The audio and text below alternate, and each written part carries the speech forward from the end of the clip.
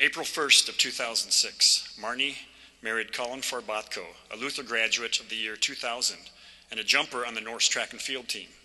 Colin was diagnosed with Lou Gehrig's disease while Johanna was battling her cancer. During this time, Colin and Johanna ran together often and they developed a special bond. Colin passed away in October of 2012, 3 months before Johanna's passing. Marney and Colin were both very important people in Johanna's life. We're very fortunate and blessed to have Marney here with us tonight. Ladies and gentlemen, join us in welcoming Marney Olson, Luther College class of 1999.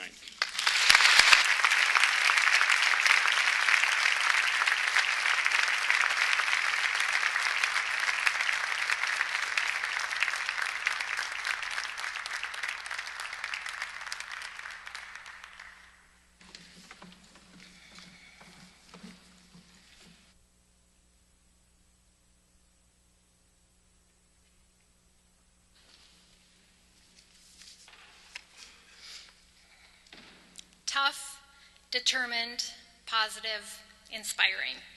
These are just a few of the many words I could use to describe Johanna. She was one of the happiest and most active kids on the planet, and I can't think of a time that she didn't love running. On her blog following one of her surgeries and chemo, Johanna wrote, "Truly, I love running. It's who I am.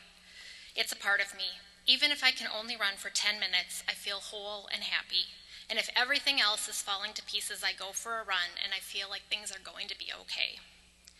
The first race I remember Johanna running was a 5K when she was in 3rd grade. She beat a boy from my class, a 5th grader, who said, "Little girls like you shouldn't be running a race like this." When she recounted the story later, someone asked her what she said. She told us, "I didn't say anything, I just beat him." I'm a year and a half older than Johanna, and when she started cross country in 7th grade, I remember people asking me if it bothered me that she was beating me. Even as a 7th grader, Johanna was one of the fastest runners in the state, so of course it didn't bother me. I was just so proud of her. Johanna was recruited by Division I schools to run, but she decided to go to Luther, and I was so happy. She was excited about running in college, but getting a good education was also really important to her. Johanna absolutely loved the Luther cross-country team, and as a freshman, she was runner-up at conference. We were sure she was going to qualify for nationals, and we were ready to cheer her on. The week before regionals, Johanna was having headaches and vision problems. We had just finished eating lunch in the caf and were heading to Valders together when Johanna said she was seeing black spots.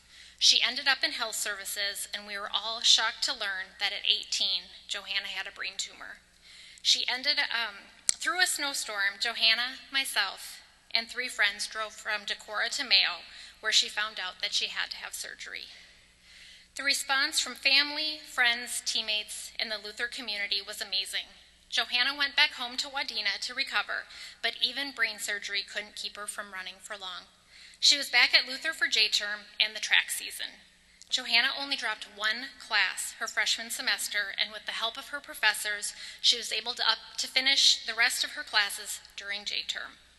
Johanna's recovery was inspiring, but the way that the Luther community responded just proved once again what a great place Luther is. When her tumor returned the next fall, the athletic department and the health and PE department came up with a calendar, and before her first radiation treatment even began, every slot to drive Johanna 5 days a week for the next 6 weeks from Decorah to Rochester was filled. The support she received was outstanding. Johanna had an amazing Luther running career. In her senior year, she finished a dream season, winning every single race she entered, and she capped it off by winning cross-country nationals by 14 seconds on the 3rd anniversary of her first brain surgery. I don't think Johanna even took time to celebrate her win. Instead, she turned around, headed back out on the course, and started cheering on her teammates to a 3rd-place finish at nationals. Johanna was nothing short of amazing. She showed that again at indoor nationals. She was anchoring the distance medley relay and took the baton in last place. The men's team had just won the same race, and she was going to do everything in her power to make it a Luther sweep. I have never seen her run so fast. Once that baton was in her hand, she took off and she never slowed down. To me, it looked like she sprinted for an entire mile. I was cheering like a crazy person, and the woman in front of me was getting incredibly annoyed, but I didn't care. When she crossed that finish line in first place, her teammates, the rest of the Luther athletes, coaches, fans, and even other teams were cheering for her. Wow. Johanna believed in herself, in her training, her toughness, her preparation, and her team. She was able to be confident without being cocky, and she was the kind of athlete that had the respect of her teammates and her opponents. She also had an amazing work ethic, enthusiasm that was unmatched, and a desire to compete. This was the way she raced and the way she lived her life. Johanna never felt sorry for herself, and she never made any excuses. The attributes that made her not just a good but a great runner also helped her beat brain cancer for over 15 years. After Luther, Johanna moved out west to work and to train. She was a coach, a teacher, a 2-time Olympic marathon trials qualifier, and an inspiration to everyone she met along the way. Johanna loved coaching, and it didn't matter how fast her athletes were. What mattered to her is that they were trying their hardest. Johanna had 2 high school athletes running the 2-mile one year. The first runner won the race and set a new school record, and Johanna was really excited for him. But in that same race, she had another athlete that had been lapped by nearly every runner, and as Johanna kept checking her watch, she realized that he was on pace to meet his goal and set a new personal best. The way Johanna cheered on that athlete was exactly the same way that she had cheered on her athlete who had just won the race. And when he met his goal, she celebrated with him as if he had won, because in her mind, he had. This wasn't a unique case for Johanna, but I'm pretty sure that this is why her athletes loved her. In 2009, Johanna's tumor returned, and she had to have brain surgery. She moved back to Minnesota and lived with me and my husband while she went through treatment. Chemo was hard on her. During the 5 days a month of chemo, her body was basically under assault. The anti-nausea meds barely worked, and she was sleeping every moment she could. But she was also working at Starbucks at 4:30 in the morning and coaching at Hamlin in the afternoons. I don't know how she did it, but she never complained. She loved coaching, and she ran with the kids whenever she felt good enough. She taught those students a lot about life, working hard, setting goals, having dreams, running, and having fun. The following summer, Johanna accepted a position as the exercise physiology lab coordinator at Central Oregon Community College in Bend. Bend was an outdoor enthusiast dream. Trails for running, hiking, biking, skiing, you name it. Johanna was thrilled. She loved living out west and running in the mountains. Through her work at COCC, Johanna was asked to speak at a Defeat Cancer meeting for cancer survivors. She shared her story and found a great support group. Johanna coached a half-marathon training group and again shared her cancer story because she wanted them to know why she wasn't always able to run. Johanna received a call from a college coach who had an athlete that had just been diagnosed with a brain tumor and was hoping Johanna could give him some guidance and also talk to his athlete. She was happy to help in any way that she could. Johanna had never thought of herself as the runner with cancer, but realized that if telling her story helped even one person, she was more than willing to share it. I think one of the most inspiring things about Johanna was the way she always put others first. When her brain tumor returned in 2011, I think the hardest thing for her was telling our family. Every time she got bad news about her brain, she was most concerned about how we were going to handle it, and she would tell us how sorry she was that her tumor came back. As an athlete, she cared more about her team than herself, and she made it very clear to her running friends that even though she couldn't race the way she used to, she wanted them to race hard and to tell her about their accomplishments, and she was genuinely happy for them. Johanna also reminded us that even when times are tough, you still have to find the joy in life. This time after surgery, Johanna had some pretty severe symptoms, including a vision cut that basically meant she couldn't see anything to her right. She was also in a lot of pain, but Johanna didn't give in. In addition to the vision problems, she was starting to have some cognitive issues, which was a whole new challenge that eventually led to her having to take an early retirement, as she called it.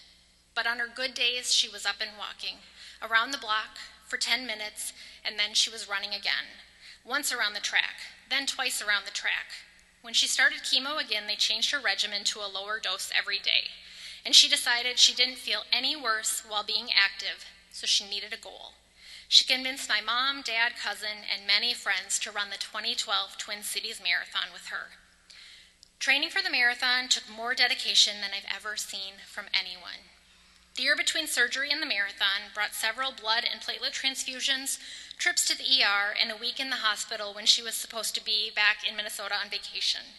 But it also included high-altitude training camp with our parents, learning to surf with other cancer survivors in California, and a lot of other great memories. Chemo stopped working for Johanna, so a couple of months before the marathon, she started a new treatment. But she never gave up the dream of running the marathon, which she called our family's greatest adventure. Fortunately, she didn't ask me to run. I was in charge of organizing shirts, the cheering squad for Team Joha, and a big party to celebrate. Much like when Johanna was running at Luther, even though I was just on the sidelines cheering, she made me feel like I was part of the team. On October 7th, Johanna and Team Joha rocked. Her term for their 5 minutes of running, 1 minute of walking. They rocked the Twin Cities Marathon. All along that course that day, people were cheering for Johanna, and they'd occasionally jump in and run with her because they knew the odds she had to overcome to be out there. This marathon took her almost twice as long as her previous marathons, but I have never in my life been prouder of my sister. That runner's high that we all had didn't last for long. My husband died 1 week later from complications of ALS. Johanna had just gone back to Bend for another round of treatment, but she turned around and was back at my side for the next 3 weeks. Johanna and Colin had an incredibly special bond. They used to run together, cook together, and make fun of me together. They both had terminal diseases, but they never gave up on life. They supported each other in a way that I couldn't, and I know they both worried about me a lot. When Johanna was getting ready to go back to Bend, she told me that as much as she loved the mountains, she loved me more, and she was going to find a way to move back and be with me and help me. And that was our plan over Christmas. Johanna was never able to make it back to Minnesota. I flew out to Oregon in mid-December, and my parents arrived on Christmas Day. Johanna knew her tumor had returned and spread, but in the past, she had always found a way to beat it. I wasn't prepared to hear that there weren't any more treatment options, but Johanna took it in stride. When they released her from the hospital and she moved to hospice house, she walked into hospice. While we were at the hospice house, Johanna received tons of flowers, our family received gifts of food, and so many great friends stopped by and called. Every time somebody asked who the flowers were from or where the food came from, it was a safe bet that there was a Luther connection. Johanna still had that amazing smile and wonderful personality, and if love could have saved her, I can guarantee Johanna would still be with us because the amount of love that was shown her those last few weeks was beautiful. Johanna's memorial garden here at Luther is an amazing honor. As Johanna's coach Betsy said when Johanna was inducted into the Luther Athletic Hall of Fame, Johanna was a Luther legend. I hope the spirit of that little blonde runner lives on here at Luther as it will in the lives of so many people that were inspired by her in her short time with us.